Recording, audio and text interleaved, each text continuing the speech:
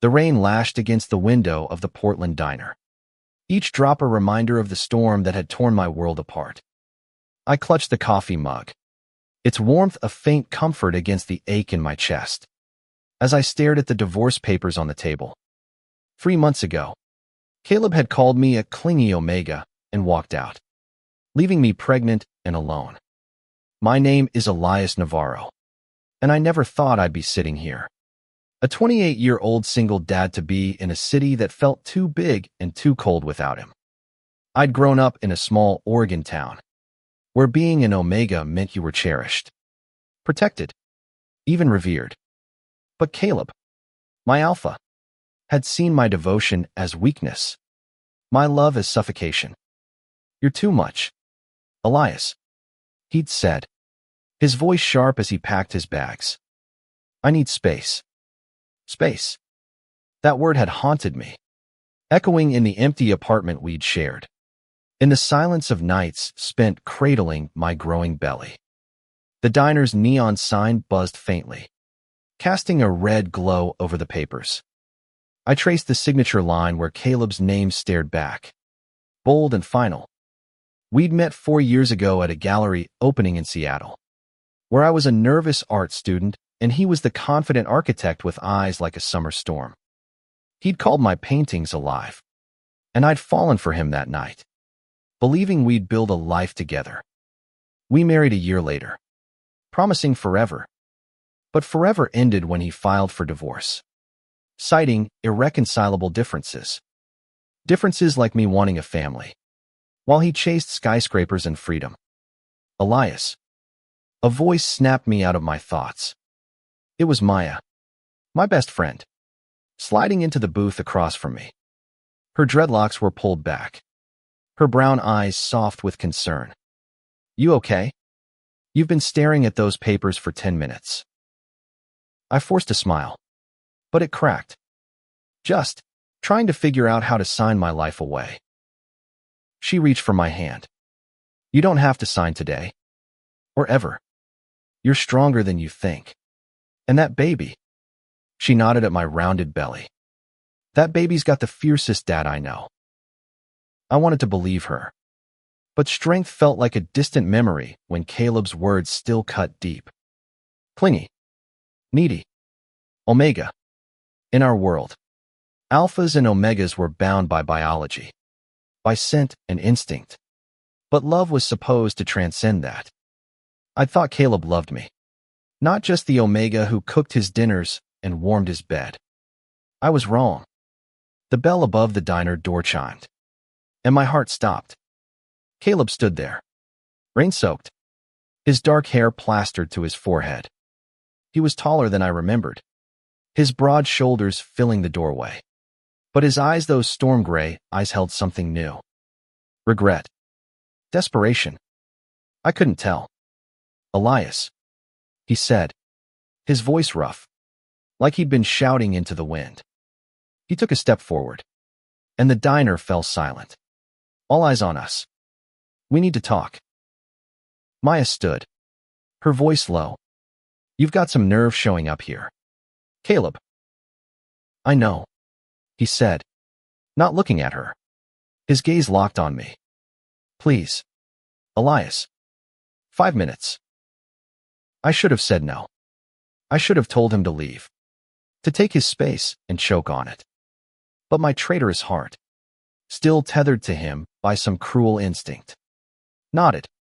Maya squeezed my shoulder, whispering, "I'm right here if you need me." Before stepping back, Caleb sat across from me, the divorce papers between us like a battle line. "I messed up," he said, his voice barely above a whisper. "I was wrong. About everything." I laughed, bitter and sharp. "Wrong? You called me clingy. Caleb, you said I was holding you back. You left me when I told you I was pregnant." My hand rested on my belly. "Protective. Possessive. What's changed? You get tired of your space." His jaw tightened, but he didn't look away. "I was scared, Elias. Scared of being a dad. Of failing you. Of of not being enough. I thought leaving was easier than facing that. Easier for you, I snapped. You didn't have to cry yourself to sleep every night. You didn't have to feel this baby kick and wonder if they'd ever know their father. He flinched, and for a moment, I saw the man I'd fallen for, the one who'd held me during thunderstorms, who'd whispered promises of forever. I know I hurt you, he said, but I'm here now. I want to fix this. I want us. You, me, and our baby. I stared at him, my heart warring with my head. Part of me wanted to believe him, to fall back into the warmth of his arms. But the other part, the part that had survived these months alone, knew trust wasn't rebuilt in a single conversation. You don't get to just show up and say sorry. I said, you broke us. Caleb, you broke me. He leaned forward, his hand reaching for mine, but I pulled back. I'm not giving up, he said, his voice fierce. I'll prove it to you, Elias. I'll do whatever it takes. The diner door swung shut behind him as he left, the rain swallowing his figure. I looked down at the divorce papers, my pen hovering over the signature line. Maya slid back into the booth, her voice gentle. What are you going to do? I didn't know, but as I felt a soft kick from the life inside me, I knew one thing. I wasn't just fighting for myself anymore. The next week was a blur of emotions and sleepless nights. I moved through my days on autopilot, teaching art classes at the community center, painting in my tiny studio apartment, and avoiding Caleb's calls. But his words lingered, a whisper of hope I wasn't ready to trust. I'd built walls around my heart, brick by brick, and I wasn't sure I could let them crumble. One evening, as I sat sketching in my apartment, a knock startled me. I opened the door to find a package. No return address. Inside was a leather-bound journal, its pages filled with Caleb's handwriting. My breath caught as I read the first line, to Elias, the love I didn't deserve to lose. Each page was a letter, dated from the day he left. They chronicled his regret, his fear, his journey to understand himself. I thought I needed freedom, he wrote, but I was running from the best thing in my life. There were sketches too clumsy, heartfelt drawings of me, of us, of a future he imagined with our child. I closed the journal, tears staining the pages, my heart a tangled mess of anger and longing. The next day, I found him waiting outside the community center, holding a small wooden carving of a wolf, my favorite animal. I made it for the baby, he said, his voice soft. I want them to know I'm trying. I took the carving, my fingers brushing his, and for a moment, the world felt right again. But I couldn't let myself fall so easily. Trying isn't enough. Caleb, I said, you have to show me you've changed. He nodded, his eyes steady. I will. I swear it. Over the next few weeks, Caleb was everywhere. He showed up at my art classes with coffee, helped me carry groceries, and left notes tucked into my mailbox, quotes from my favorite poets. Apologies. Promises. Each gesture chipped away at my walls. But I held firm. I had to protect myself. Protect our baby. One night, as I walked home under Portland's starry sky, I saw him sitting on a bench outside my building, his head in his hands. He looked up, and the raw vulnerability in his eyes undid me. I don't deserve you, he said, but I'm not giving up. I love you, Elias. I love our baby. I stood there, the weight of his words pressing against my heart. For the first time, I let myself imagine a future where we could heal. But the path to that future was fraught with pain, and I wasn't sure I was ready to walk it. The weeks blurred into a dance of hope and hesitation. Caleb's efforts were relentless, small, thoughtful acts that reminded me of the man I'd fallen in love with. A bouquet of wildflowers left on my doorstep, A playlist of songs we danced to in our first year together. A hand-painted sign for the nursery that read, "You are our home." Each gesture was a plea, a quiet insistence that he was different now. But trust is a fragile thing, and mine was still bruised. I started letting him in. Little by little. We'd meet for coffee, sit in the park, or walk along the Willamette River, talking about everything and nothing. He told me about the therapy he'd started, how he was unraveling the fears that had driven him away. I was afraid of being tied down. He admitted one evening, the city lights reflecting in his eyes. But I realized I wasn't running from you, Elias. I was running from myself. His words stirred something in me, a flicker of the love we'd shared. But every time I felt myself softening, I'd remember the nights I'd spent alone, the way his rejection had carved a hollow space in my chest. I couldn't let go of that pain. Not yet. My baby deserved a father who wouldn't falter, and I needed a partner who saw my strength, not just my omega instincts. One rainy afternoon, I invited Caleb to my ultrasound appointment. It was a test, though I didn't admit it to myself. I wanted to see if he could handle the weight of this moment, if he could be the man he claimed he was becoming. The clinic was small, tucked in a quiet corner of Portland, and the air smelled of antiseptic and hope. Caleb sat beside me, his hand hovering near mine, unsure if he was allowed to touch. The technician spread gel on my belly, and the screen flickered to life. There, in grainy black and white, was our baby, a tiny, perfect shape with a fluttering heartbeat. I heard Caleb's breath catch, and when I looked at him, his eyes were wet. That's our kid," he whispered, his voice breaking. I nodded, my throat tight. "Yeah, that's our kid." He reached for my hand then, and I let him take it. For a moment, we were just two people marveling at the life we'd created, the future we might still share. But as we left the clinic, the weight of reality settled back in. "What happens now, Caleb?" I asked, stopping under the awning as rain poured around us. "You can't just win me back with flowers and apologies. I need to know you're in this for good." He looked at me, his face open. "Raw. I'm all in, Elias. I'll spend the rest of my life proving it if you'll let me." I wanted to believe him, but doubt lingered like a shadow. That night, I lay awake, the ultrasound photo taped to my fridge, Caleb's journal open on my lap. His words painted a picture of a man trying to rebuild himself. But could I trust that man with my heart? With our child's? The turning point came unexpectedly. It was a Saturday, and I was teaching a painting class at the community center when Caleb showed up. Not with gifts or grand gestures, but with a group of kids from a local shelter. He'd volunteered to bring them. He explained, because he'd heard me talk about how art had saved me as a kid.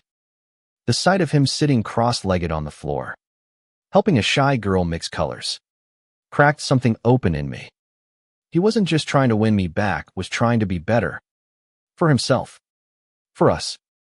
After the class, we walked to a nearby cafe, the kids' laughter still echoing in my mind. "Why'd you do that?" I asked, stirring my tea. "The shelter thing. You didn't have to."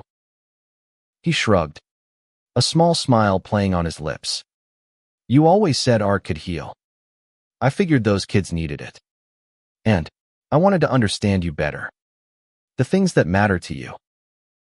I looked at him, really looked at him, and saw the man I'd loved, not the one who'd left, but the one who was fighting to come back.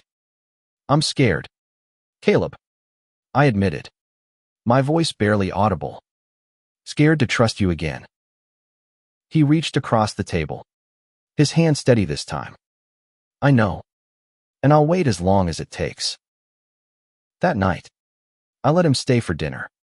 We cooked together, bumping into each other in my tiny kitchen, laughing over spilled sauce and shared memories. It wasn't perfect, but it was real. And for the first time in months, I felt like we might have a chance. But life, as always, had other plans. A week later, I got a call from Caleb's sister, Lena, her voice tight with panic. Elias, it's Caleb. He's in the hospital. My heart dropped. What happened? Car accident. He's stable. But he's asking for you.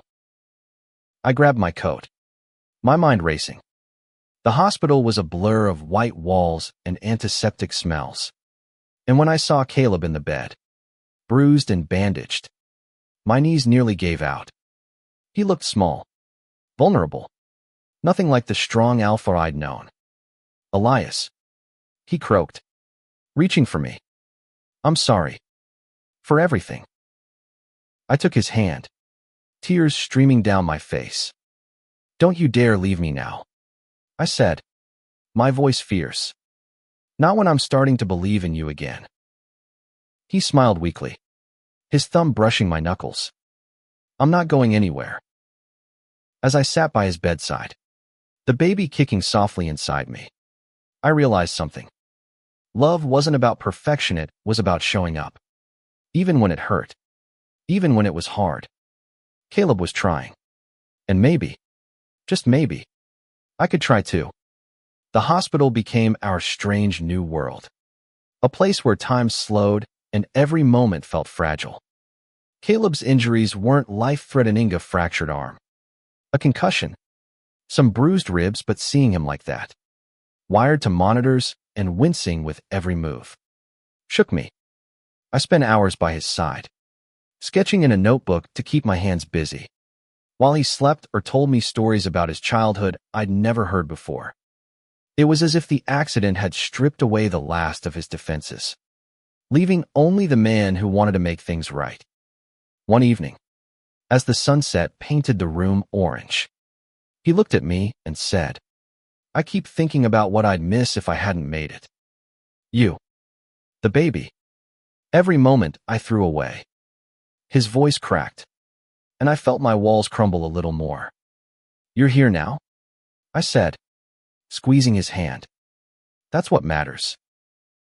But healing wasn't just physical. Caleb's accident forced us to confront the emotional wreckage we'd both been carrying. We really talked about the insecurities that had driven him to leave. The way my omega instincts had made me cling too tightly, afraid of losing him. It was messy, painful, but necessary. We were learning to see each other, not as alpha and omega, but as equals, as partners. When Caleb was discharged, I let him move into my apartment not as my husband, but as someone I was willing to try with. The divorce papers sat untouched in a drawer, a reminder of the line we hadn't yet crossed. We fell into a tentative rhythm, shared meals, late-night talks, preparing for the baby. He built a crib with his good arm, cursing softly when the screws wouldn't align, and I laughed for the first time in months. But the past wasn't so easily buried. One night, I found an email on Caleb's phone, left open by accident.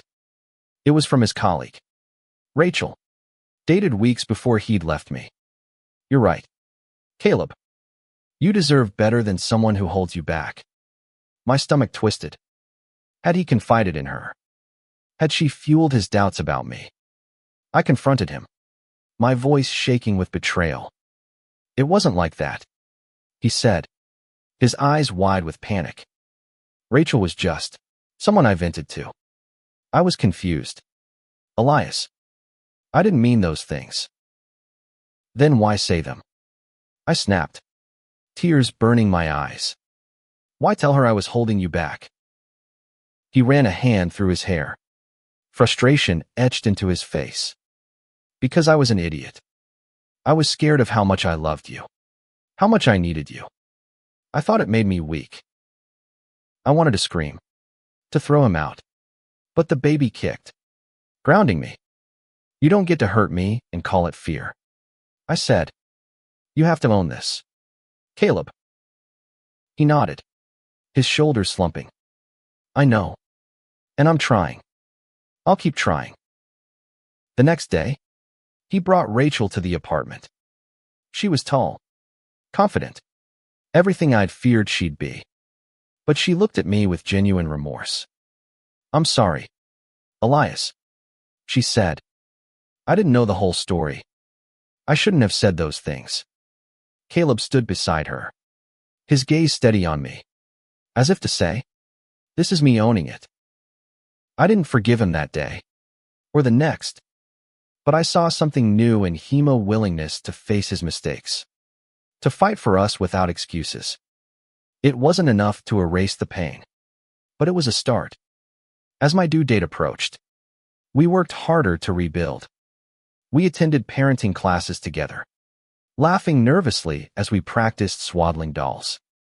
Caleb painted a mural in the nursery's starry sky with a wolf howling at the moon, a nod to the carving he'd given me. Every brushstroke felt like a promise, and I let myself hope, just a little, that we could be a family. The night I went into labor, Portland was quiet, the streets slick with rain. Caleb drove me to the hospital, his hand gripping mine as I breathed through the pain. "You've got this," he kept saying, his voice steady even as his eyes betrayed his fear. Hours later, our daughter was born, Luna, with her tiny fists and fierce cry. Holding her, I felt a love so fierce it scared me. And when I looked at Caleb, tears streaming down his face as he touched her cheek, I knew he felt it too. But even in that perfect moment, doubt lingered. Could we really do this?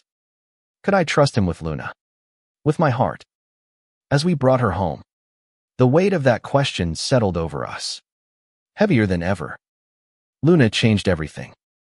Her tiny breaths, her soft coos, became the heartbeat of our world. Caleb and I stumbled through parenthood together, bleary-eyed from sleepless nights, learning to change diapers and soothe her cries. In those quiet moments, feeding her in the glow of a nightlight, I saw a side of Caleb I'd almost forgotten, the man who'd once promised to build me a home. Not just with walls, but with love. But love alone couldn't erase the past. The divorce papers still sat in that drawer, a silent question mark. I hadn't signed them, but I hadn't torn them up either. Every time Caleb rocked Luna to sleep or kissed my forehead, I felt the pull of forgiveness. Yet every time I remembered his words, Clingy, needy, I hesitated. Trust was a bridge we were still building, plank by plank. One evening, as we sat on the couch, Luna asleep between us, Caleb broke the silence. "I want us to start over," he said, his voice low but firm. "Not just for Luna, but for us. I want to marry you again, Elias. Properly this time." I stared at him, my heart pounding. "Caleb, we're not even divorced yet." "I know," he said, his eyes searching mine. "But I want to earn you back. I want to stand in front of everyone we love and promise you forever, knowing what it really means now." I didn't answer right away. Instead, I looked at Luna, her tiny chest rising and falling, and thought about the family I wanted for her. Not just two parents, but two people who chose each other every day, flaws and all. "I need time," I said finally, "and I need you to keep showing me." He nodded, no trace of frustration in his eyes. "I will." Over the next few months, Caleb did just that. He took a leave from his high-pressure job to focus on us, trading skyscrapers for story time and diaper runs. He joined me at the community center, teaching woodworking to kids, his laughter filling the room as he helped them carve their own wolves. He wrote me letters, not just apologies, but promises to listen, to stay, to love me as an equal. One crisp autumn day, we took Luna to the Oregon coast, her first trip to the sea. We stood on a cliff, the Pacific roaring below, and Caleb wrapped his arms around us both. "This is what I want," he said, his voice steady against the wind. "You, me, Luna, forever." I looked at him, the man who'd broken my heart and was painstakingly piecing it back together. "I'm starting to believe you," I said, and the smile that broke across his face was brighter than the sunset. That night, back in Portland, I pulled the divorce papers from the drawer. Caleb watched, his breath held, as I tore them in half. "This doesn't mean we're fixed," I said, my voice trembling but sure. "But it means I'm willing to try." He pulled me into his arms. Luna nestled between us. And for the first time, I felt like we were home. Months later, we stood in a small garden, surrounded by friends and family, and renewed our vows. Maya officiated, her grin wide as she pronounced us partners for life. Luna, now 6 months old, gurgled in my arms, her tiny hand clutching a wolf carving. As Caleb slipped a new ring onto my finger, he whispered, "You're not my Omega, Elias. You're my everything." The crowd cheered, but all I saw was him, the man who'd hurt me, left me, and fought his way back. Our story wasn't perfect, but it was ours, built on broken pieces and stubborn love. As we danced under the stars, Luna asleep on my shoulder, I knew we'd face more storms. But together, we'd weather them all. Because love, real love, isn't about never falling. It's about getting back up, reaching out, and choosing to stay.